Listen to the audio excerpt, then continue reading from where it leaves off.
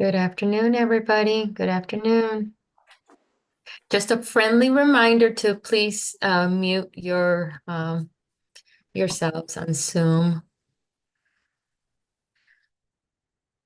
Okay, I'm just checking the room, Senator Marr, seeing if I see Representative Exum. Do I see Claudio yet? Oh, you're on mute, Senator.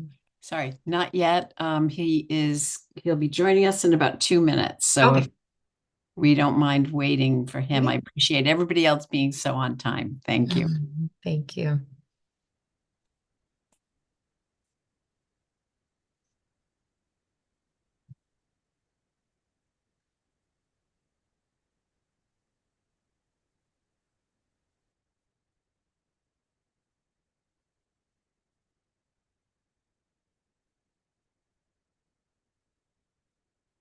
Why don't we all take a minute and sign in on our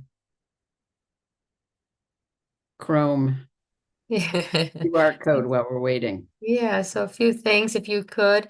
Ash, would you like, or Israeli, who's sharing the screen, we can go there. Just do some administrative task first.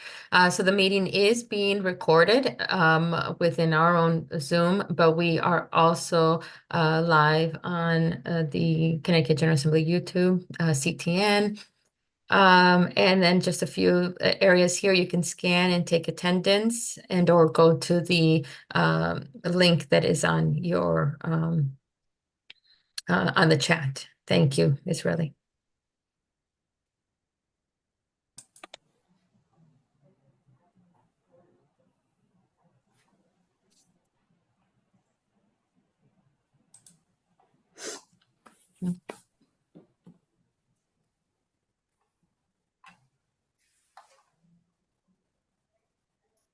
Okay, well, we're Mhm. waiting. I see we're up to 50 people. So why don't we just get started with a welcome?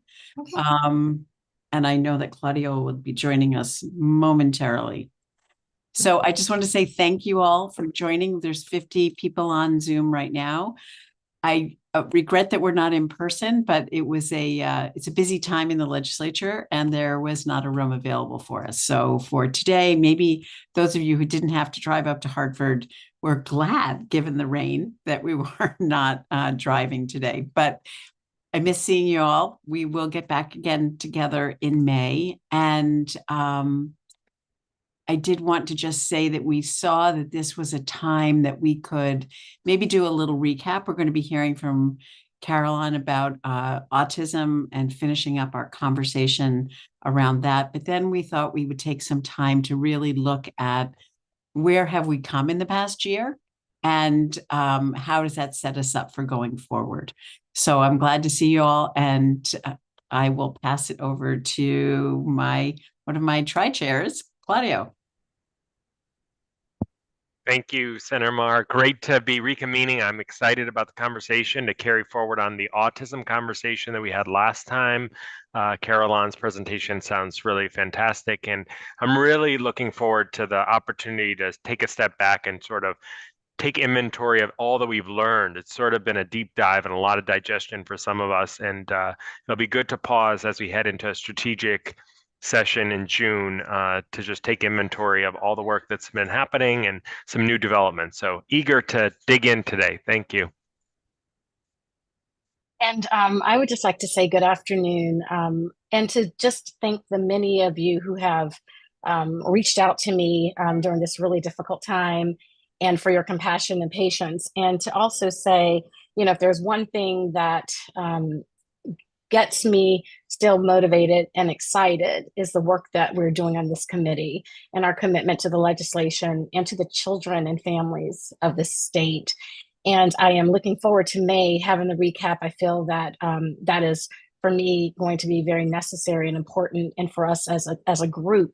And it's amazing that it will be a year. It's incredible how much has taken place, and I thank you for your continued commitment to this work.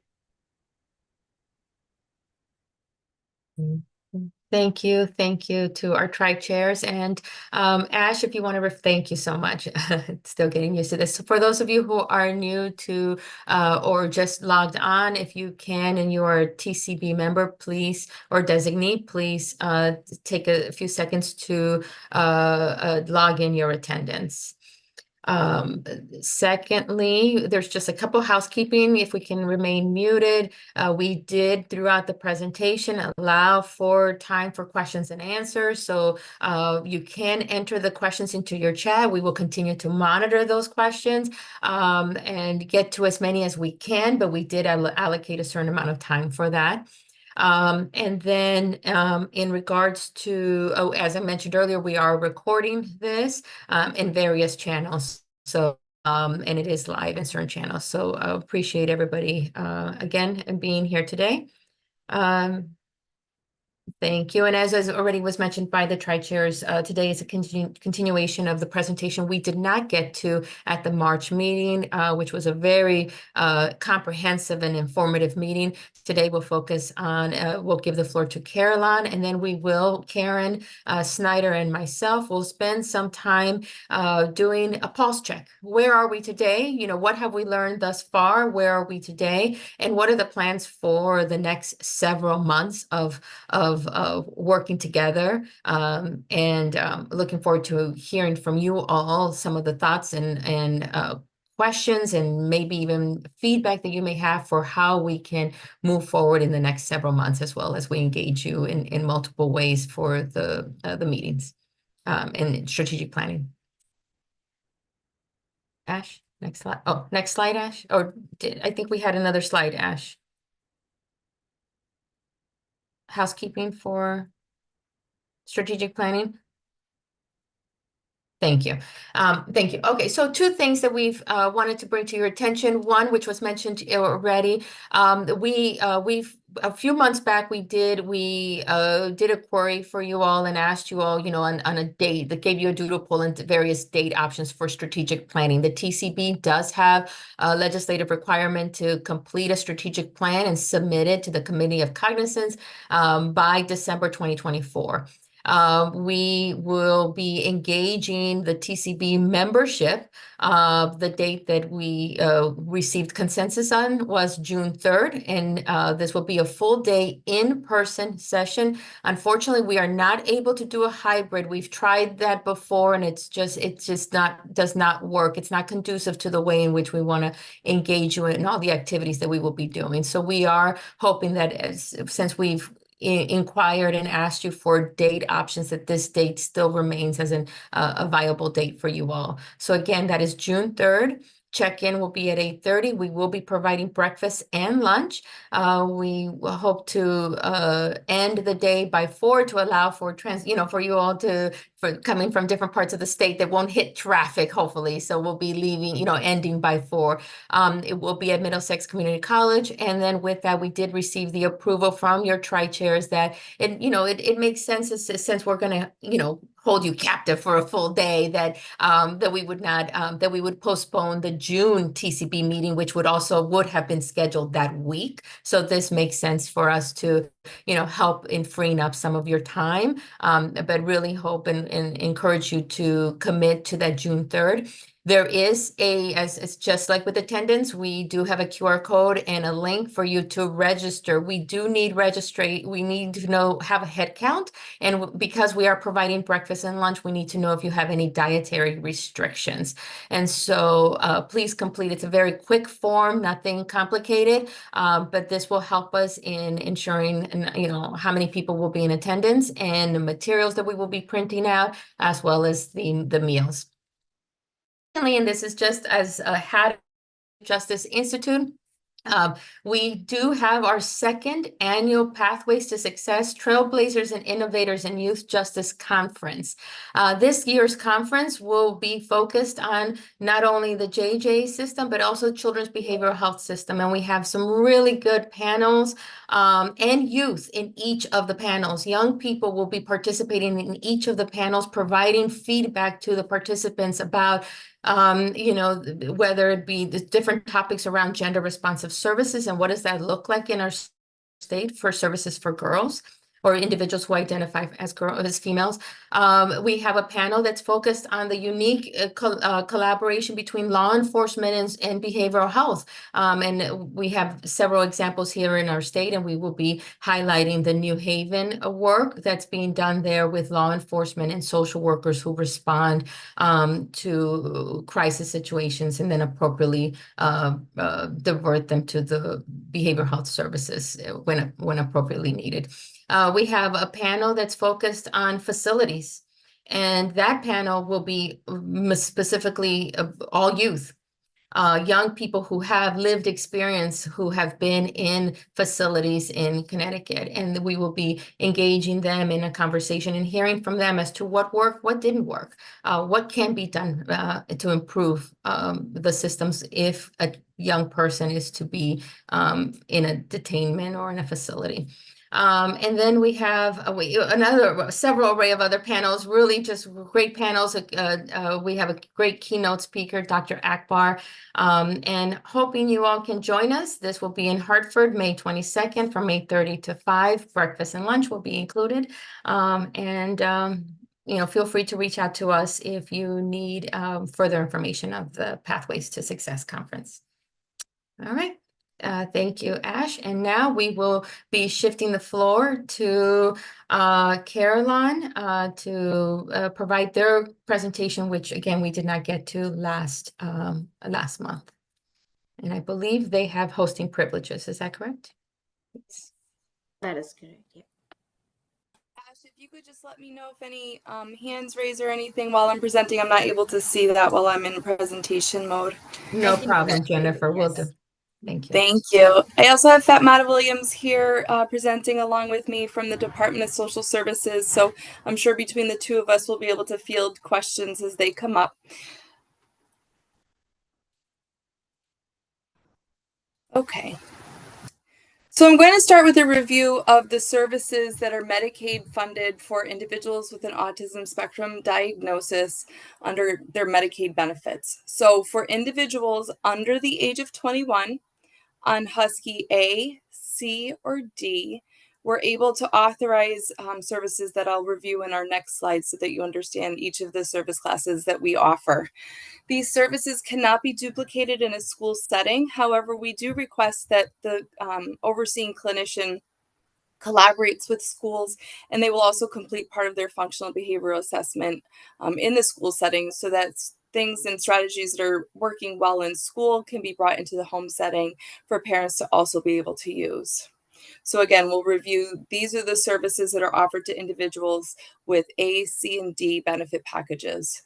So if an individual comes to us and they have not yet been diagnosed with autism, we're able to authorize that diagnostic evaluation with providers across the state. We have several providers who are able to provide this service, some in different languages other than English.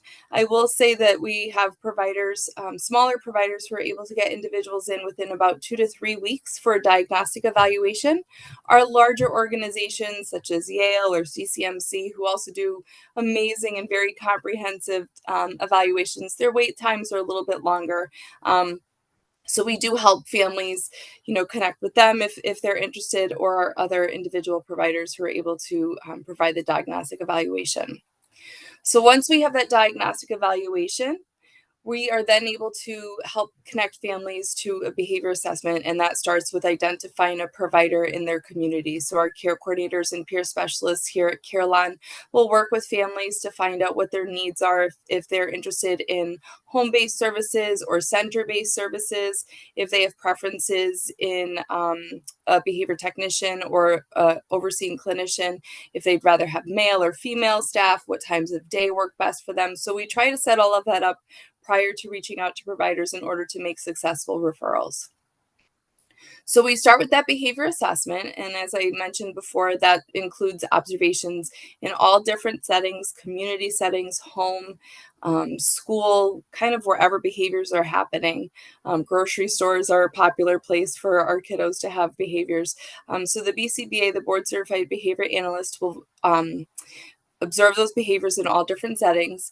They'll then create their treatment plan, and in that treatment plan, they're recommending strategies for both behavior reduction, so to get rid of behaviors that are interfering with learning, and they'll also make recommendations for strategies to increase skill acquisition.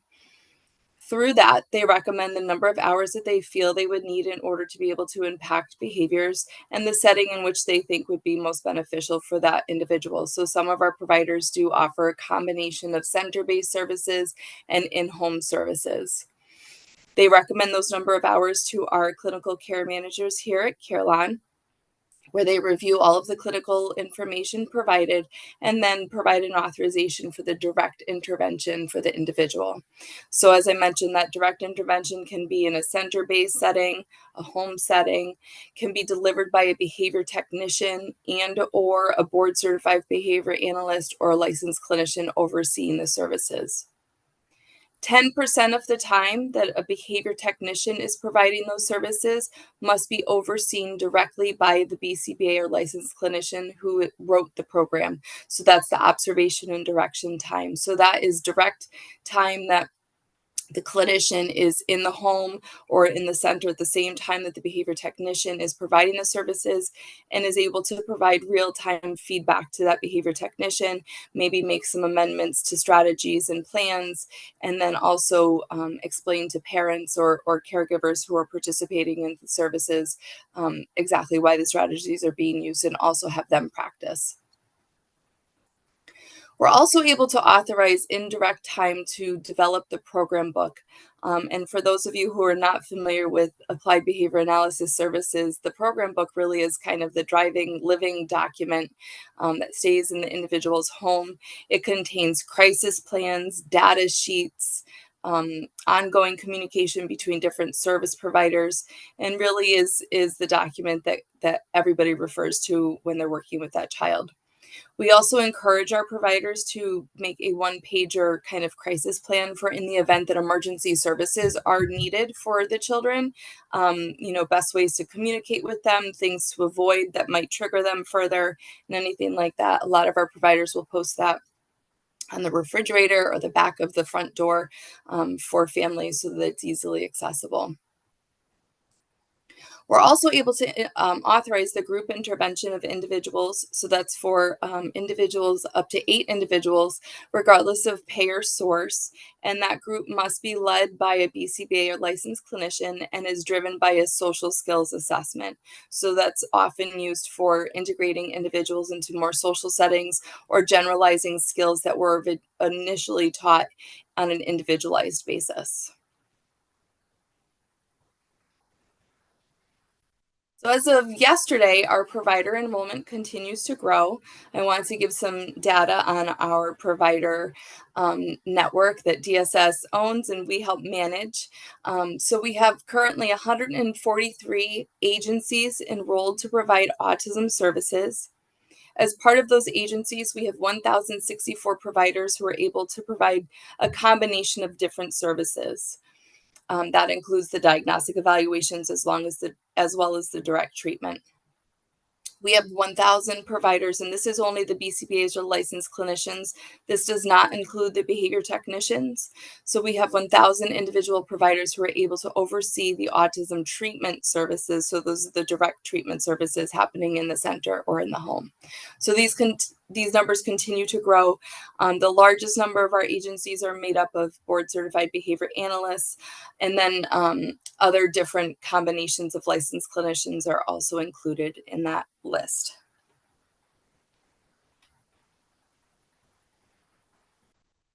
So I also wanted to review some trends in our authorization data. So as you could see here, currently, as of the 1st of this month, we have 496 individuals who are authorized to receive a diagnostic evaluation. We have 4,620 individuals who are authorized to receive the direct intervention services, either in a home setting or center-based setting, and then 82 individuals in that group treatment intervention. So you could see over time our numbers have continued to increase. Here we look at the age of admissions, and in this case, admissions is defined as the first authorization for ASD services under their Medicaid benefit. Our 3-year-olds continue to make up the largest group of individuals coming over to services with us. We love to see that. It indicates that as individuals discharged from their birth to 3 services, they're being connected with a Medicaid funded provider and are able to continue their very important interventions for the applied behavior analysis in the home. So total, we have 1,489 3-year-olds receiving services. We sometimes also see a blip for individuals in middle school age as social demands become a little bit more in middle school ages. We don't see that this month in this data, but that does kind of change over time. And then here we'll look at our demographics. So as of yesterday, we look at our race and ethnicity. So our unknown bucket is defined as the individuals who do not identify their race or ethnicity at the time of their Medicaid application. So that identification stays with them unless they choose to change that at other times for eligibility. So our unknown bucket is our highest percentage of individuals who are on Husky and with autism receiving services. So that's at 32.25%. We then have Hispanic individuals at 27.6%, white at 21.6%, Black at 13%, and that Asian at 2.25%.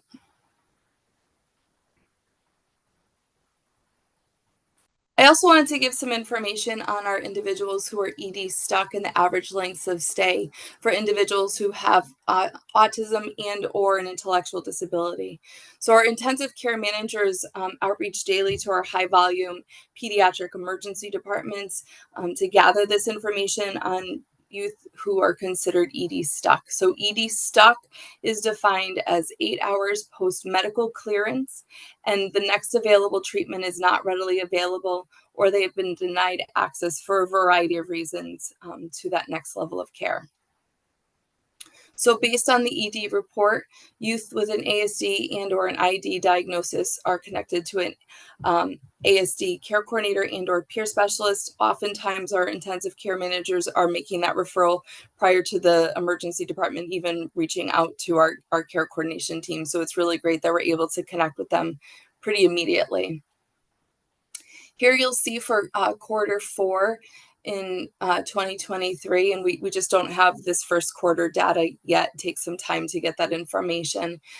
You'll see that our ASD only youth, there were a total of 46 individuals who are considered ED stuck with an autism diagnosis, as compared to over 2,000 individuals without an ASD or IDD diagnosis who are stuck. Where things become a little bit more complicated is the length of stay for those 46 individuals. So for 46 individuals, their average length of stay being stuck in the emergency room was 7 days, as opposed to the 3.1 days for the other individuals who do not have a diagnosis of autism or intellectual disability. Part of the reason for that is the service array that's available to individuals with other diagnoses besides the autism and intellectual disability. So I also wanted to highlight the great work that our Carelon care coordinators and peer specialists do. They are the boots on the ground, direct contact with our members, making phone calls all day, reaching out to families, meeting with them at their kitchen tables or the emergency department or wherever in their community they need their support. So our care coordinators and peer specialists are available to all individuals with a Medicaid plan, regardless of benefit package or age. If they have an autism diagnosis and they're 42 years old, they can connect to us. And we work with them to connect them to the resources that they're looking for. Sometimes they come to us looking for a medication provider or an outpatient therapist who can work with somebody with an autism diagnosis. Our care coordinators and peer specialists are regionally assigned, so some of you might see them in your community collaborative meetings. They join all of those monthly in order to build their relationships within their assigned communities. And then we also have 2 staff who are dedicated to individuals presenting in the emergency departments. So I was also asked to highlight some successes. I think since COVID at Carillon, we've seen a lot of clinic or center-based services which were initiated specifically during COVID. It was easier for people to bring groups of individuals into one place and provide services rather than behavior technicians going to several different homes. It's been reported to us by providers that in attendance to services by the individuals is much better when they're reporting to a center versus behavior technicians are going to a home. So there's a higher call rate or cancellation rate when individuals are receiving services in the home setting. It's also been reported to us by providers that their staff retention, which is one of our biggest barriers for our providers, is a lot easier when they're reporting to a center for, let's say, a 40-hour work week versus managing their own schedule across the state. So I did also want to highlight that we do have continuous Medicaid provider network growth. While we always need more providers, there will never be enough providers, and especially the behavior technicians. We do continue to grow, and you could see the steady growth since the inception of our program here. Some of our greatest challenges that we hear consistently from our providers is the staffing shortage, especially for staff behavior technicians who are bilingual. And that's a whole variety of different languages, not just Spanish. So we have a family right now who speaks Karen, and we're really struggling to find a provider who can support them in their native language. So that's one of our biggest barriers.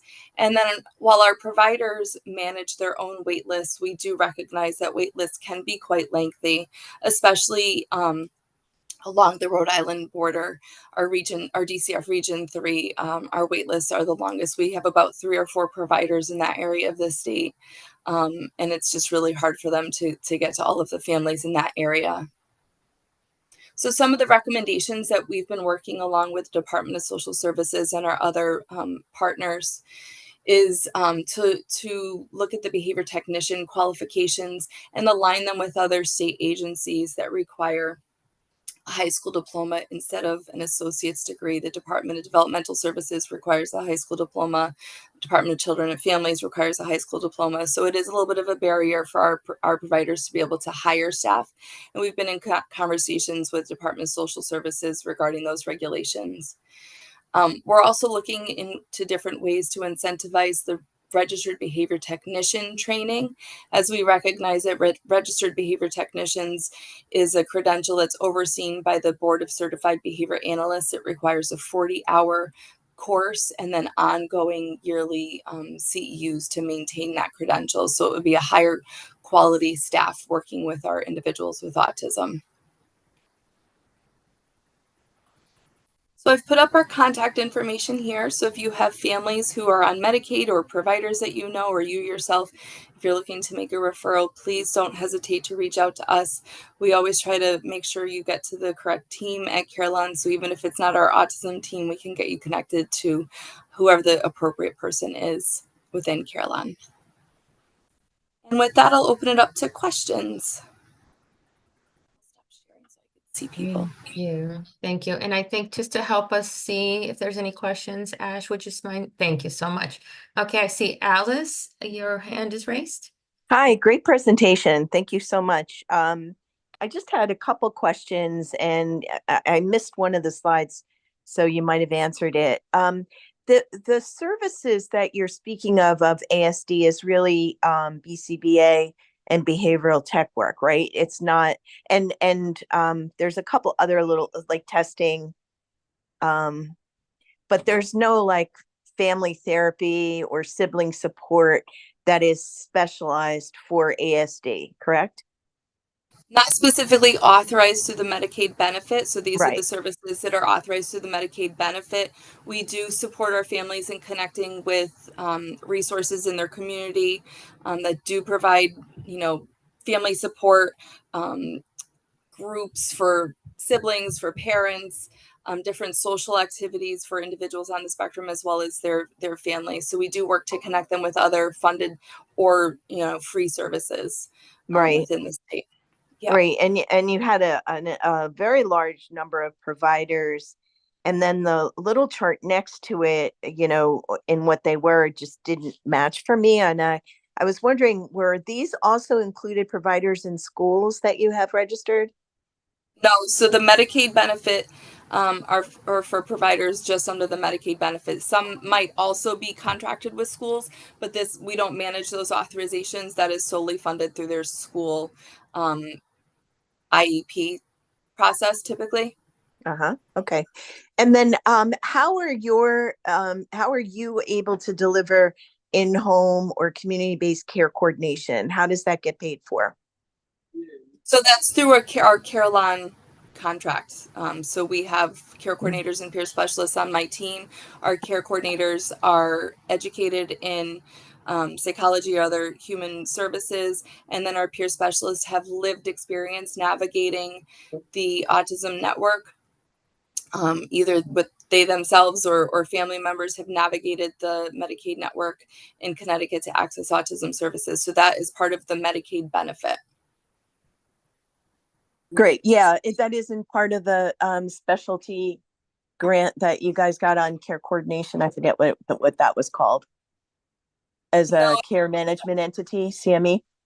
That's a totally different contract, also under Carillon, but it's a totally different contract for us. Yep, our autism services are part of our base contract. Fatma, I don't know if you want to add anything to that. No, Jen, thank you. I think you addressed the question. Thank you. Okay, thank you so much, Alice. Rep Exum, then Senator Mar, then Jan. Thank you so much. And thank you so much for the presentation. I have a question around when you mentioned the BCBAs and when the children are receiving in-home care, and there needs to be like 10%, if I heard you correctly, 10% of the time they go in to kind of provide oversight and instruction, suggestions, all of those pieces. I'm curious to know how that metric was defined, how the 10% number or percentage came about. And then I'd like to know, when you talk about needing more techs and looking at changing from the associates to the high school diploma to be consistent throughout the state agencies and so forth, would you, with that change, make a recommendation to have perhaps more oversight in the home because of that change? Because this is a very specialized population. I want to know a little bit more about that piece, please. Yeah, that's a great question. So back in 2015, when we were mandated to, when insurances were mandated to oversee autism services and cover autism services, a lot of research was done into what the BACB, so the board that oversees the credentialing of our board certified behavior analysts, what they recommend and the research that they recommend for that oversight. So it's at least 10% of the time that the that the behavior technician is in the home, that the BCBA or licensed clinician is in the home. We say at least because we do know that for individuals who are more complex, have had multiple emergency room visits or inpatient stays, or for a behavior technician who is brand new on the job, they might require a higher percentage of that oversight. And it's written into the treatment plan as recommendations for that oversight. So it can be titrated over time, or let's say, a child's been in care and then has an emergency room visit, and the BCBA feels like they would like more oversight. They always can provide that clinical justification to us, and we're able to authorize the higher percentage of time. Along with the change in the behavior technician requirements, I think part of the conversation that we're having with our state partners and the recommendations that, we're all discussing is requiring that RBT credential, which comes with its own level of supervision on a regular basis and ongoing CEUs. So they're required to have CEUs above and beyond just the supervision time that they would have traditional supervision, in addition to the observation and direction in the home setting while they were providing the services. So the BACB requires a high school diploma in order to receive that RBT credential, but it is much more schooling and education that they're receiving. Okay, but there will be consideration as to whether or not the that 10% may be higher for that particular population. Yes, I think if so. that That's part of the changes. conversation. Yeah. Okay. Okay. Thank you so much for your answers. You're Thank you. welcome. So Jen, thank you. Quick question. We were talking about the number of providers you have in the state. My question is, based on last month where we talked about Fairfield County being a desert for providers, I was curious if you had a map of where your providers cover in the state. That's a great question. So I was actually just in a meeting a half an hour ago internally to get approval to post our interactive map that we've been creating. So just to clarify, in last month's presentation, that was the DDS and the DSS autism waiver program that was saying that Fairfield County is kind of a desert. Where we really struggle with providers is along that Rhode Island border, our DCF Region 3. We have 3 providers in that area of the state to cover that entire border. We do have one provider, I believe they're in Warwick, who they're able to come over to Connecticut to provide services in that region of the state. We do have way more providers in the Fairfield area than in the Rhode Island side of the state. The other area that's challenging for us is the upper Litchfield area. Thanks. I did hear you say that it was a problem in Region 3, but I was curious. It's good to know that you have a map. When do you think you will be posting that? So I meet with our state partners the 3rd Tuesday of every month. So once I get their approval, we'll be posting that on our website.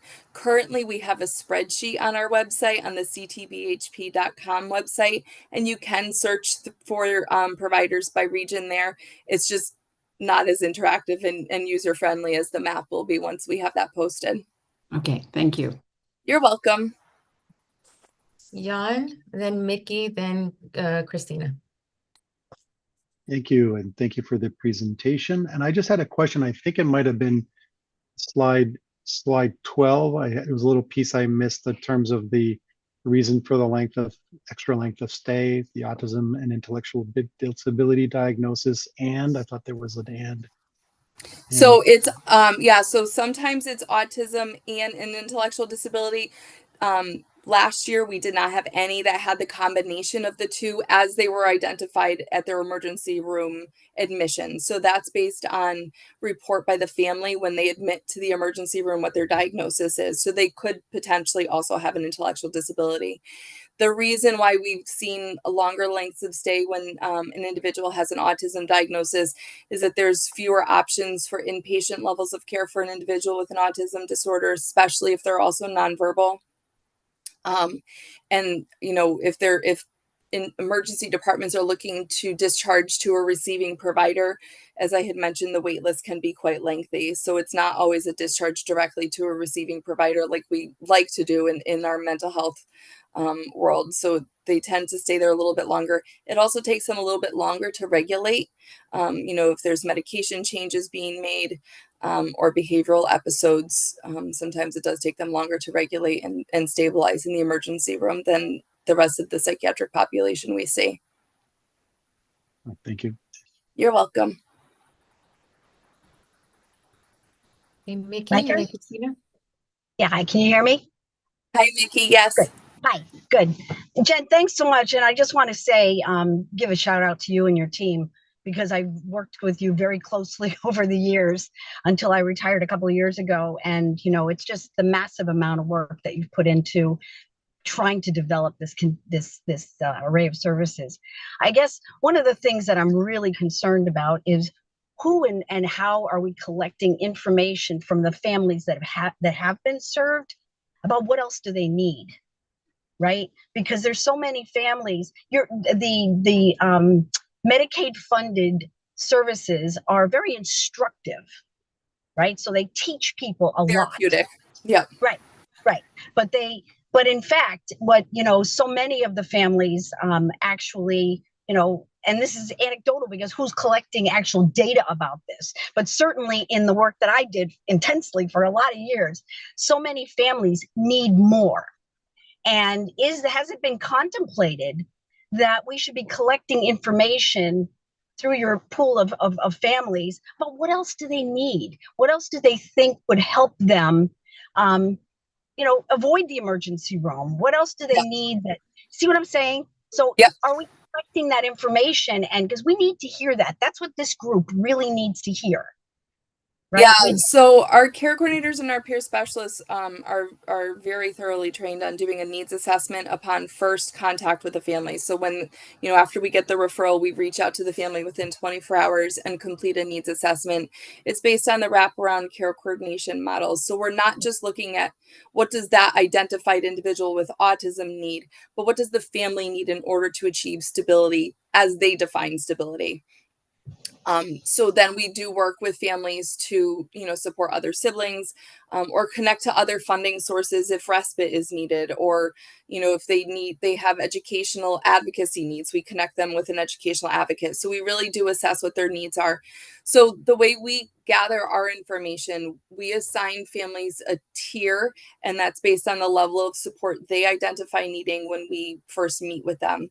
So that indicates for us how often we're having contact with the family and how much support they need in order to achieve those goals that they've set out for themselves. We're in the process right now of going through a quality review on that data. It's data that we've been collecting since the beginning of our program, but we're formalizing how that will be reported out. So it won't necessarily identify specific needs, but it will identify our families that are more acute and have higher needs than others and are more complex. Right. So that's going to be so helpful to get more aggregated data or information about where do we need to build capacity in our state? What kinds of resources? You mentioned respite. I'm glad, because unless things have dramatically changed in the last couple of years, there's very little access to respite. Right. And in you some haven't been areas, gone that long, Nikki. What? You haven't been gone that long. I've been gone a couple of years. So, but we've been talking about respite for families with kids with complex needs and families with multiple challenges. We've been talking about it the entire time that I was practicing, which was over 40 years, right? And so I really am, want to know more about what have families expressed in terms of what they could use to keep them whole, to keep and in fact promote their wellness and happiness, right? So anyway, Absolutely. That is information that I don't know that anybody's collecting that, but I think we should. I agree. Okay, Christina? Thank you.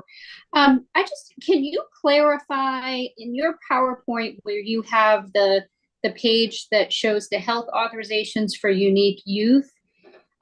For each of those, does that mean that, are those like pre-authorizations, or is that the service has been provided and now they're billing for it and there's authorization for payment?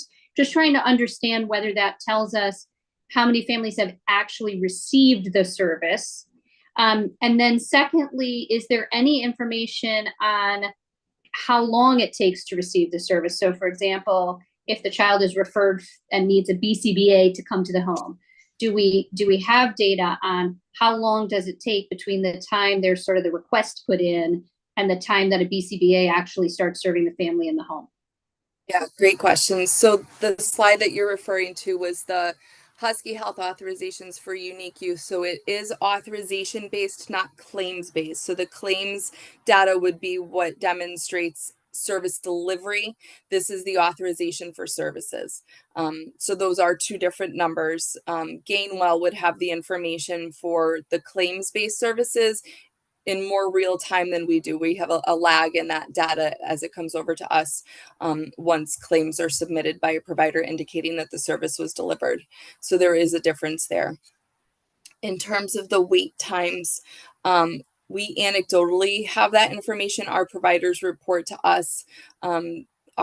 Our provider network developer here at Carillon reaches out to our providers on a pretty routine basis to find out what their wait lists are like, if they're accepting new referrals, where in the state they're accepting referrals, if they've added new BCBAs to their provider list or their staff list.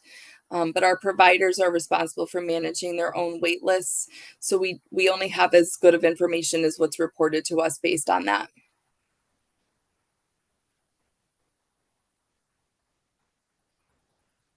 Can I just ask then for the sort of related on the enrolled providers? Yeah. Do you track how many people each of those providers how many they're actually serving? Yes. Sometimes we hear from folks that like they've enrolled, but they serve only a handful of children because they can't afford to serve more, things of that. Yeah. So we do have information on how many individuals they provide services for and by service class. So if it's just the diagnostic evaluation or if it's the diagnostic evaluation and the other direct services, we do have information on that, specifically how many individuals they are servicing. A lot of times I hear what you're saying, that it might be that they can't afford to service more individuals, but really it comes down more to staffing, and they don't have enough BCBAs to oversee the services and the technicians to deliver the services.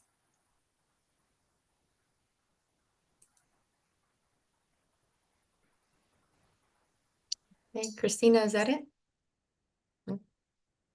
Yes, thank you. Okay, thank you. Any other questions from committee members? Okay, our tri-chairs? Okay, all right. Thank you, Jennifer. Thank Really you. appreciate you making the adjustment. Very much Sure. appreciate that. I believe you not only coming today, but also you did receive some feedback because we did release the presentation. So taking the time to make the adjustments on the presentation today. So thank you. Appreciate your You're time. welcome. Yep. Thank you. All right, so now we're going to move forward into the next item on the agenda, and this will be tag teamed between Karen and myself. We took the opportunity, we wanted to take the opportunity today to just do, as Claudio mentioned earlier, a recap of what we have heard since the inception of this group, and highlight some of the themes. This really is focused on themes today. Of what themes of the areas of improvement, themes on the challenges that we heard month to month to month. What you will receive, though, in my hope is my staff is hoping to finalize this document and send to you by Friday morning, if not earlier, is that a document that also reflects updates. So one of the requests from the tri-chairs was that not only do we do a recap and identify those themes of areas of improvements and where things are working well, but also to do an update since those presentations were brought forward, or so since those conversations took place. We have been working with the various presenters who came to you before you, and they have been submitting, and thank you to many of you who have been submitting your updates. And so my staff has been collecting that information and will release an updated synopsis to you by Friday, if not earlier. I can tell you that as of today, it's about 20-something pages. We are trying to narrow it, but we also want to make sure we reflect the updated information that we have received from each of the presenters. And so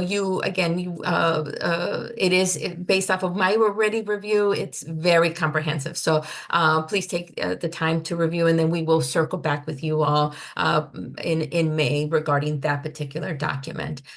So for this presentation today, again, it's focusing on the themes from September to our most recent presentation in March. If you all recall, we spent some time we kicked off our meetings with the urgent crisis centers, the 4 providers, along with state partnerships came to you and presented on the progress of the implementation of the urgent crisis care centers.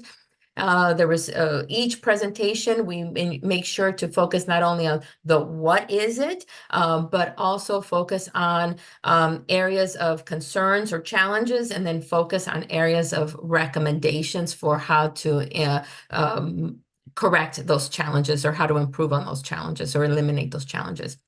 We've touched on various topics from, as I said, the urgent crisis centers, access to continuum of care, outpatient services. We started that conversation about what does outpatient services mean? What do we mean when we say outpatient services?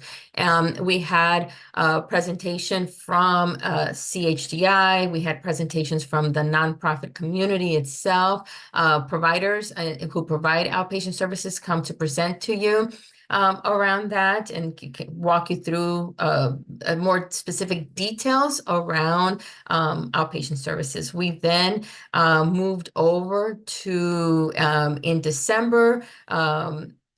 We had a presentation from the Department of Social Services, as well as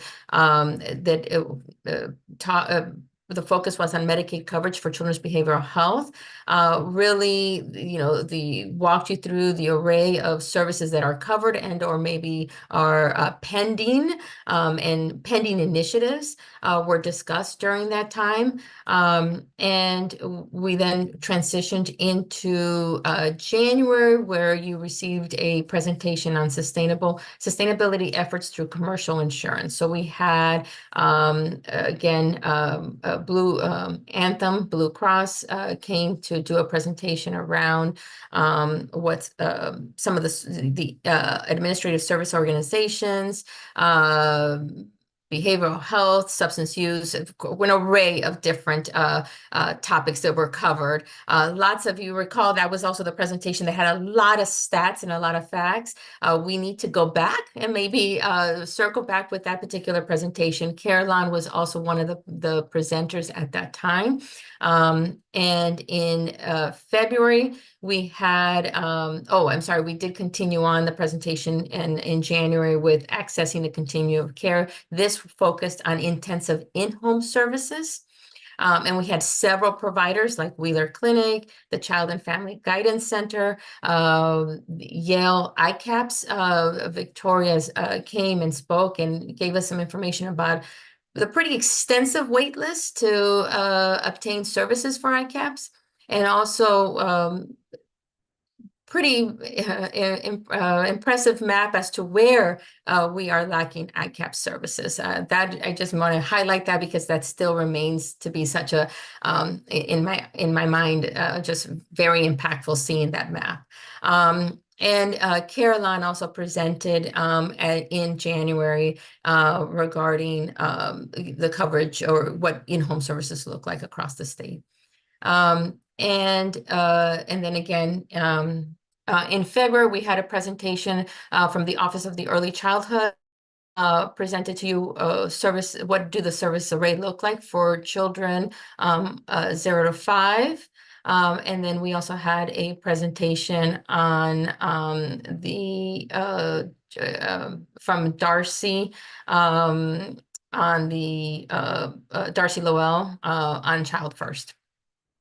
And then, as you recall already, in March, we had a very comprehensive presentation by Alice Forrester, Michael Powers, as well as the Office of Health Strategy came to speak on services of the developmental disability, specifically focused on autism. I will now give the floor to Karen to then go into a little bit more details around, and what we did here is we really wanted to focus on what were the themes that we heard month to month, fiscal, whether it be challenges, examples of those challenges, and then recommendations that we heard from the providers or the state agencies for how to address these challenges. Ash, do you want to share? Thank you. Karen, you can have the floor. All right, can you hear me? Yes.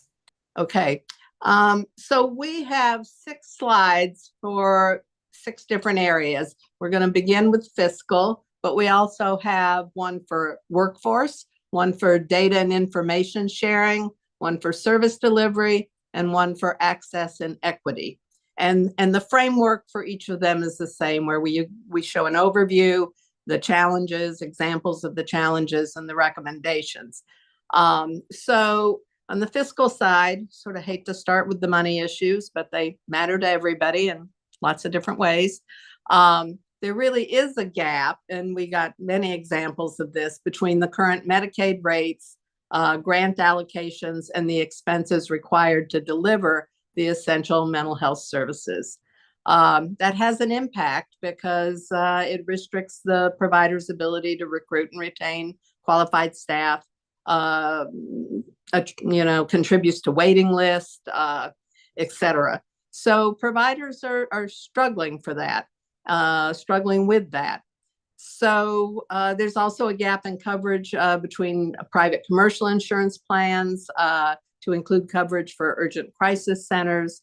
And there's some pre-activities for admission to any of the services that are not reimbursed, but they cost each agency money, like initial screening, scheduling appointments, all the administrative tasks, and helping the families navigate.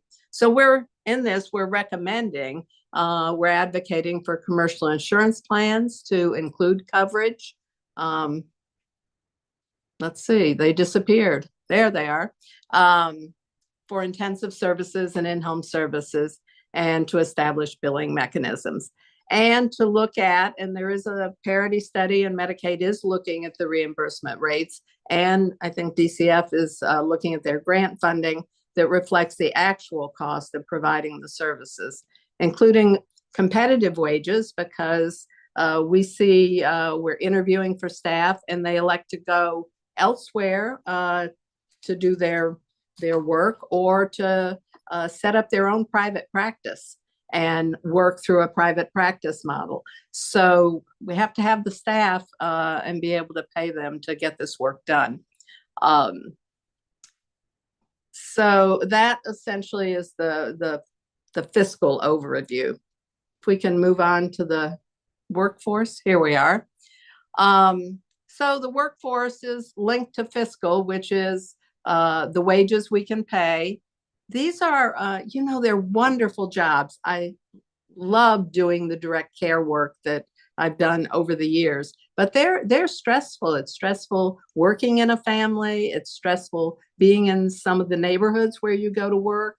If you vary your hours to be in neighborhoods in the evening, I have lots of memories of walking down streets and being in neighborhoods where I wasn't sure I was safe. So these kinds of things do contribute to burnout and some difficulties in retaining staff. If you can work in a private practice and have an office and have people come to you, that can be more appealing. On the other hand, there's lots of us that really like and enjoy doing the work that brings us into the community and into homes. But it's an issue of resources and impacts the quality of care and the continuity of care for the families and their children. Language, people fluent in Spanish, but also other languages, and clinicians that specialize in ASD and neurodevelopmental disorders are places where we have a harder time recruiting. So the recommendations here really go to adjusting the rates so that the providers can offer competitive salaries and attractive incentives for retaining their existing staff. The other thing is that promoting the integration of individuals with lived experience and recovery in the workforce as peer support specialists. Families really like that, and it leverages valuable firsthand experiences, and it does align with some of the work being done with other populations through Medicaid and through commercial insurance. But we'd like to see some of that considered for the mental health side also. I've done work in areas where there was a real focus on family partners, which meant families who had a child with a mental illness, being able to be a support and deliver services and supports to the family. They were especially helpful in assisting families and advocating with families, with schools, to provide the appropriate educational plan for their child that had mental illness, which might be a 504 plan if you're familiar with education. It might be a special treatment plan. But schools and supports at home are the two real major important things that we do for kids and families where there's a mental health issue. Okay, next slide. So data and information sharing. Boy, this is sort of it's a big one because we know what we want to do. We understand what we're contracting for, but there are varied payers and there are varied or minimal data information systems. So to really get our arms around how many people are we serving, where are we serving them, what is the cost of serving them, what are the outcomes that we may be achieving, et cetera. Where are we having troubles providing mental health services? I did a mapping for myself of all the in-home services across the state, and you saw, I did it by region. So when I looked at that, you saw the greater Hartford area just peppered with services. But as you expand it out again over towards Litchfield County and that area, over towards Rhode Island, when you got away from that, it was quite different. So the equity issue and the access issue for families makes a difference also. And we learned that through really tracking and mapping out where those services are. It's also, this tracking of data, just it's a challenging, but it's such a missed opportunity to really be able to analyze what you're doing. We can talk, we can listen, we can describe, we can do all these things around the services, what they are, how they are, but really having this support of data and information is a really helpful piece of being able to do planning and thinking ahead and evaluating what you're doing. So we're recommending that the overall infrastructure, including data collection and sharing of system information, looking at our different referral processes, service coordination mechanisms can really enhance the efficiency with which we work, the effectiveness with which we work, and also give us a baseline for saying what's the next level or amount of work we need to do, where and why. Next slide. Okay, in the delivery system, the demand for intermediate levels of care, such as extended day programs, but also the intensive home-based approaches, really is exceeding the capability of providers. We're hearing a lot about wait lists and bottlenecks in the referral process, and delays in service impact families in terms of their functioning, but also impact youth in terms of their ability to really be kids and be happy being kids in their school and in their family. There are enhanced care clinics across the state that were set up. One of the goals was to eliminate waiting lists and promoting access to care. And that is, it's not spoken of very much or hasn't been in these conversations. I would put it on our list to look into more and understand how that is a piece of how service is delivered, in addition to the various providers that are doing in-home therapy service through contracts or other ways. There's limited availability for specialized services for diverse populations, such as autism and early childhood. What I have seen, and it's really wonderful to see, is there's more and more emphasis and understanding on the impact of trauma on kids. Trauma comes in all forms. Oftentimes we think about it as physical abuse or sexual abuse, and for sure that's traumatic.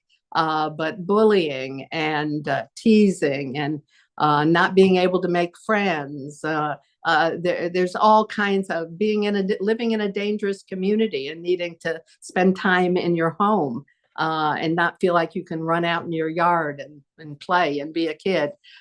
There's a lot of different things that impact a child's well-being, mental health, and being able to be a kid that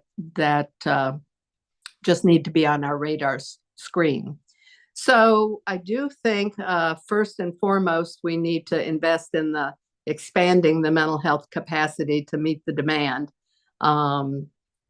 and be able to hire more staff, keep those staff, and continue to have outreach efforts that connect with underserved populations. Oftentimes, populations that have language difficulties, that feel maybe they're immigrants, maybe they're folks that just feel on the fringe of the normal world, so to speak, or their community for whatever reasons. I know I met with several families over the past couple of years that had a family member, usually the father, in prison, and the mothers were very ambivalent about seeking services for themselves and their kids and managing this situation in their family and in their home because they felt embarrassed to go to a provider and speak to it. So it's a service. Mental health services are there to reflect and respond to just a wide range of family needs and the needs of their children. So again, where there are gaps, and we do have mapping out of where there are gaps, to increase funding and focus on funding to be able to meet those gaps. These services are supported by grants, by Medicaid funding, by insurance funding, by communities that give money to organizations. There's a wide range of ways that community providers have to piece together their money to support their services. But I think beginning to understand more about that and to get additional data around that so we can really think about when we say increased funding, what does that mean? Where do we need to think about it? And how can we take the next steps? Okay, next slide. Access and equity of services. Well, rural and underserved areas may have limited access to mental health services. They don't all have access problems, but access is different for people who have transportation, whether it's public or you own a car, or other kinds of reasons. But rural areas, it can be really difficult. I live out in the eastern part of the state, and if you need to get behavioral health services, other than, I think there's 2 private providers in town, private single individual providers in this town, you need to go to Willimantic or to Hartford, or you have to branch out. So you need a car, you need a way to get there. You need, it's not easy to get that service. Now, and that comes to the issue, I think during telemedicine, I'm more familiar with Massachusetts because I was working there during telemedicine and the epidemic, and so there was a lot of that. But I think that was true in Connecticut too. But it is also something that for these hard to reach families and places where families run into difficulty getting to services in the more traditional ways, that continuing to have telemedicine as an option for them is important. And insurance coverage, high deductibles, I heard from several providers that they were waiving the deductibles and not getting them as part of their own reimbursement because the families really couldn't afford to pay them. So just, all of these are things that we need to just really keep paying attention to. And then the family and caregiver support, late diagnoses postpones early intervention, which is really critical for kids as they're getting through their early development and formative stages. I really support kids staying at home, but it's also important to have group home options that, if that's what's needed, And there's been a decrease in that and a difference in focus on that. I think that's right. But we don't want to not have things that children and families need. I will say that one of the biggest things that I think that will be important for families on the mental health continuum are getting care coordination services. It is a maze to get through, but care coordination services do more than just help families access services. They really help them think about what their needs are, what programs will really work, how to help apply for things that are unfamiliar to families. And in my prior work, care coordination became a core service that families with a child with a social emotional disorder really counted on to make sure that they got the services they need, the schools were involved, the parents really understood how to advocate for their families, and they had help doing that. So that's a piece of work that we do have some care coordination in Connecticut, but my understanding is that care coordination itself as a fee-for-service or a Medicaid funded service for families with mental health problems and a child who needs treatment is not a standard service at this time. Okay, next slide. So the key takeaways is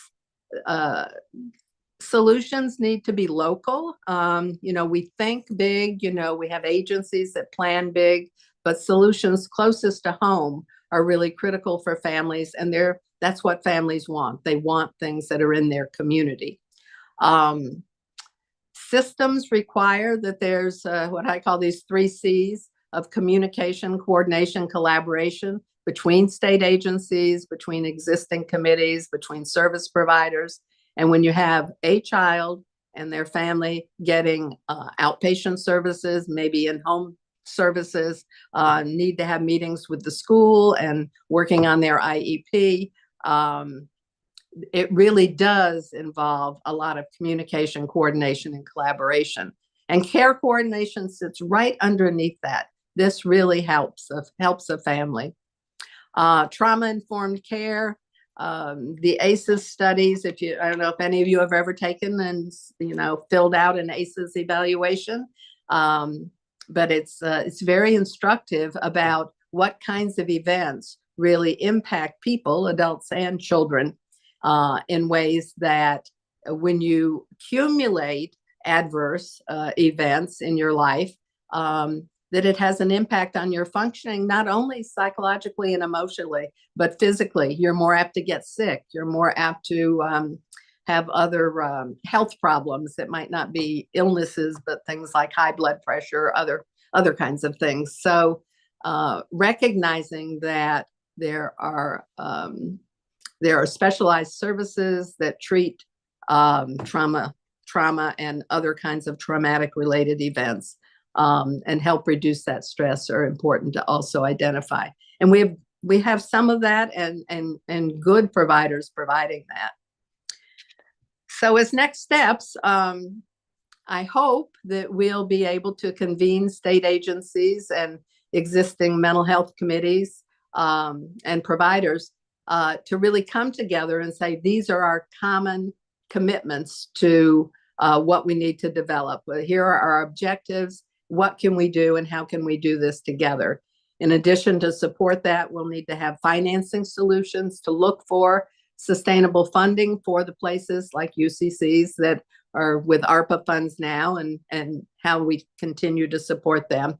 But also looking at how agencies work together to make sure that services are considered jointly in the funding of those services. Sustainable in-home services, I just would underline in terms of the importance of those. You're there with the parent in the home with their child, also working with their school, and that's where you can model behaviors. You can do all that kind of work that you can't do in an outpatient setting. And outpatient settings are fine, For older children, usually teenagers especially can gain a lot from outpatient and families working together. But when you have children typically under 12, being in the home and really helping and watching, assessing, and helping in the home is really preferable. And then lastly on this, that the interagency and provider collaboration between DCF and DSS and all the various state agencies and committees and providers to really have an ongoing way to talk to one another, collaborate, and keep feeding back to us recommendations and criticisms and suggestions and all those kinds of things for how to keep track and continue to improve the mental health system.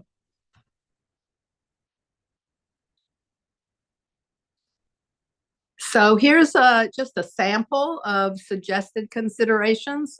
Feel free to add to these and send them in. We're open to any of them, but really looking at data-driven decision-making. I first started doing data-driven decision-making when I was in graduate school, because all of our work with each individual family was driven by the data that we gathered. What did the assessments say? What were the progress being made or not made? And how do you change your plan if things are not working as you intended them to work? So you gather data in order to learn what you want to do and then see if what you intended is actually happening. Expanding access through telehealth, looking at areas where there are services, available services, not just around waiting lists, but around distance, where areas that are lacking those. Learn from other states. We're going to be working with UConn a bit around their experience in other states, and there are lots of states that have done major mental health initiatives, and look at what their successes were. What were their strategies for improving access, particularly in underserved communities? Whoop, you took away the PowerPoint.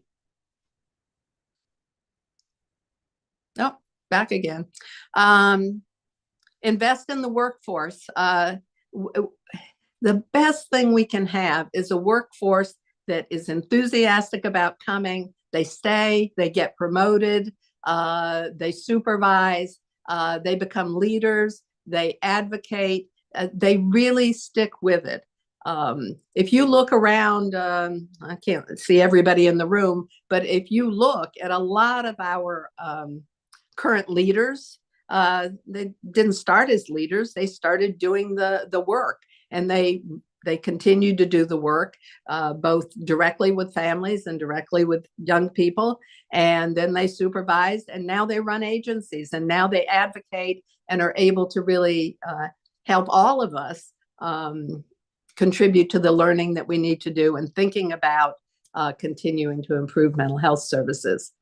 And last is really look at cross-sector partnerships. Who are the key stakeholders and partners where we can leverage our existing efforts to address gaps, explore opportunities, share resources, and maximize our collective impact?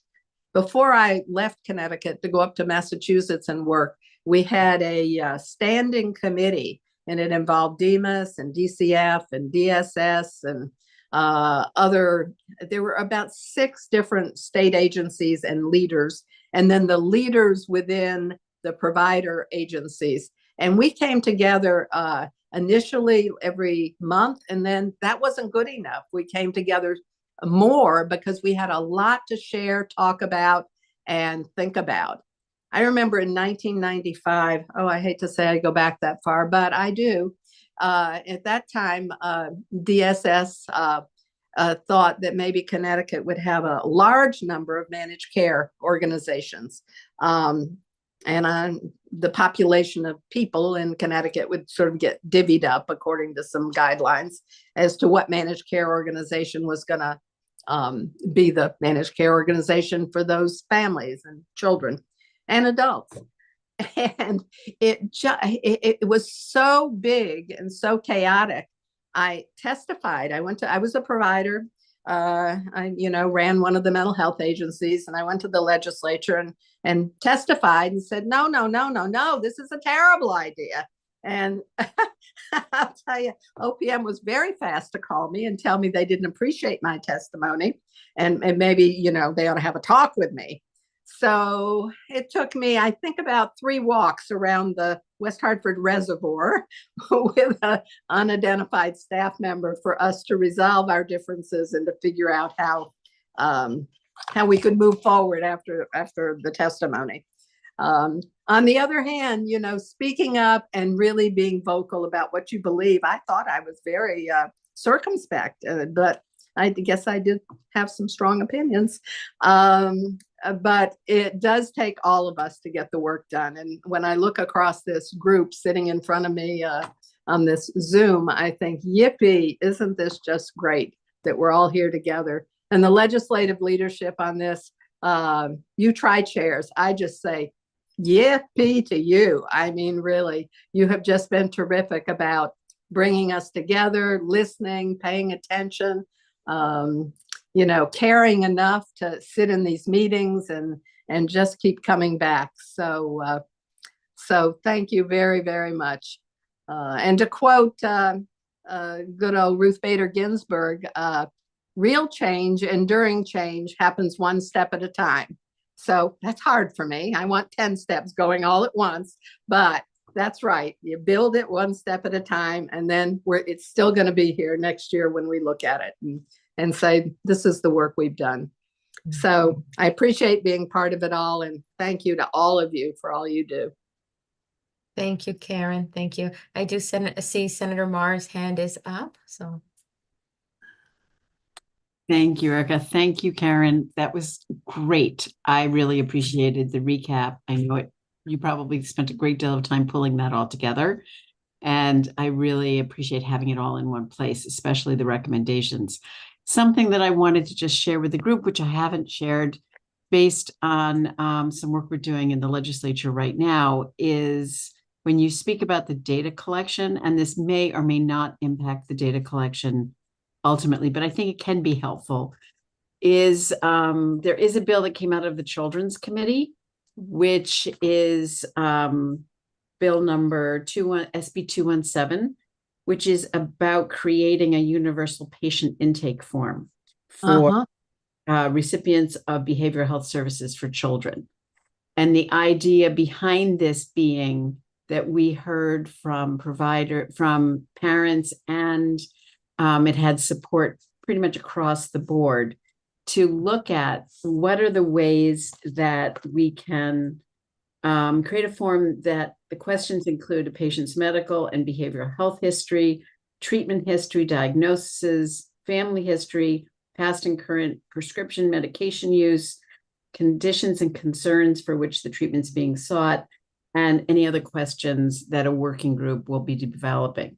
So this is something that is, the bill's not passed out yet. We have to vote on it, but nonetheless, I think it has the capacity to create an understanding in a greater way about what the needs are, because we will be able to see some similarities across the intake forms.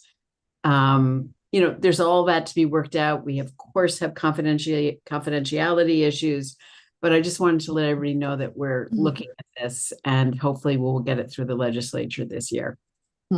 Have you had any feedback from providers about that proposed legislation?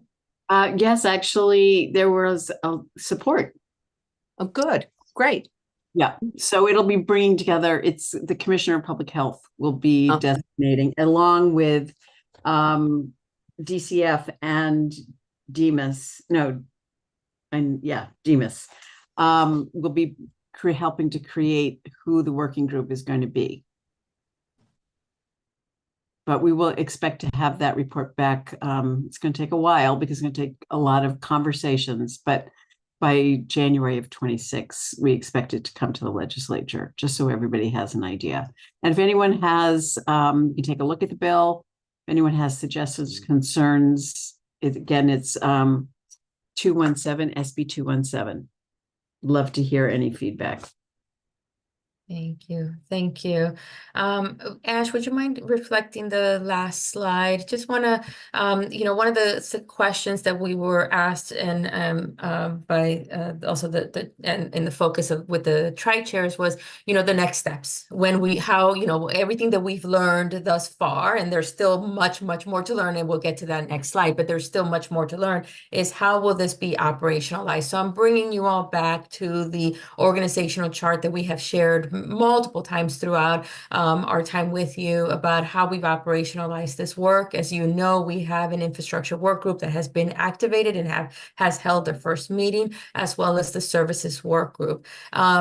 And now they're diving into, having conversations, engaging their work group members about what we've learned thus far. And actually the report that you'll see on Friday, or the summation of all of this learned information, my staff and I intend to use that report to give, to work with the work groups in hashing out the areas where it's already been identified as areas of barriers or challenges. And then, as Senator Marr said, the areas of recommendations, like that we heard from various partners in this work, those areas of recommendation, and then teasing that out within these work groups and bringing that back up to this TCB committee for feedback and more healthy debate, and then back and forth until we have a package of recommendations that this committee feels comfortable that they can bring forward as possibly a legislative action or others. So that is the goal. There's other work groups that we're going to initiate, not till after the legislative session though, but we'll initiate those. The other thing that you've heard me say, as well as the staff say on a regular basis, is that we know, and going into this work, we knew that there was existing work already. There are various other task force committees, initiatives out there working on improving and strengthening the children's behavioral health system in Connecticut.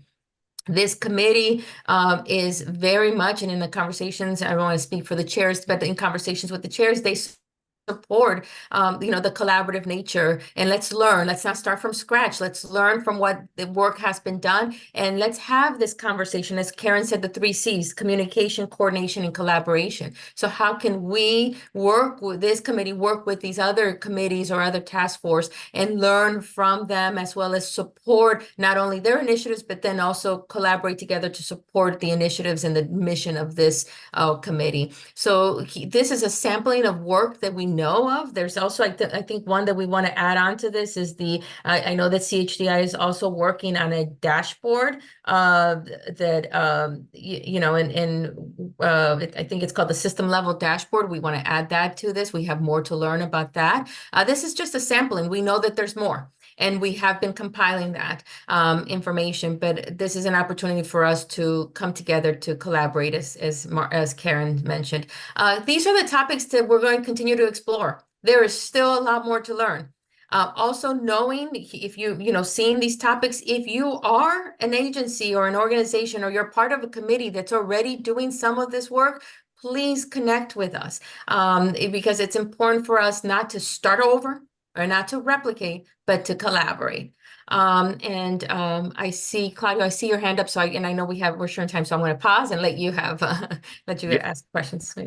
Thank you, Erica. I just wanted to, commend Senator Marr for championing a really solid effort to get to a universal intake. I know she's identified this as a pain point, and we've heard it. How do you get through the front door? A lot of times that's just so important. And I think it will be a good work group that comes up with recommendations that hopefully TCB is in a position a year or so from now to actually be able to activate around and support.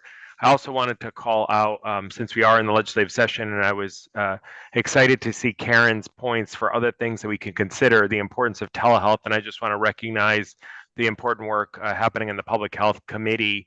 Representative McCarthy Vahey, I know, joins this group and is on today, as is her co-chair, Senator Anwar. Both have championed a telehealth bill, a comprehensive bill to look at expanding the ability to have telehealth in our state, as well as some of the compacts that make licensure portable and easier across state lines, so that those providers that are out of state can more seamlessly provide those telehealth services and augment our workforce capacity. So just calling those as potential areas of interest, and all the good work that we're doing, respective of us not having having maybe a formal legislative agenda. I think this group is so action oriented. We are still finding ways to bring the learnings that we have from our meetings here into the legislative process and get it done. So congratulations and good luck. Let's get some good things done in the next few weeks. Thank you. Thank you. I see we're at time, but I just wanted to also acknowledge that many of the presenters that came to you from September to March are actually here today too and have been working with us to bring the updates as to where things are since you last heard about, say, UCCs in September. Where is where are we today? So again, that document will released to you early Friday morning, but they are here, and I want to thank them for taking the time to not only answer our questions in a very short period of notice, but also to make themselves available to you all in case you have any questions or if you wanted to follow up with them after you see the report on Friday. Okay. Thoughts? Okay, I'll give the floor back to the chairs. In the sense to close out our meeting.